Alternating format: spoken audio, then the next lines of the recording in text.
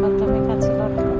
লটকনটা অনেক টেস্টি, টক মিষ্টি, খুবই ভালো লাগছে। দেখুন দুধগুলো অনেক টসটসে টসটসে পাতলা, দেখতে কি লোভনীয় লাগছে। মুখে দিতে তো যেন আমি কি স্বাদ পেলাম বোঝাতে পারবো না। তারপর নিয়ে নিচ্ছি কলা। দেখুন কলাটা দেখতে কত লোভনীয় লাগছে। দিলাম এর উপর কামড় বসাইয়া।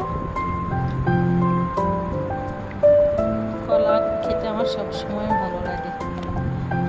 এরপরে দেখুন আমটার কথা কি বলবো আর, দেখতে যা দেখাচ্ছে খেতে তো আরো অনেক মজা লাগছে।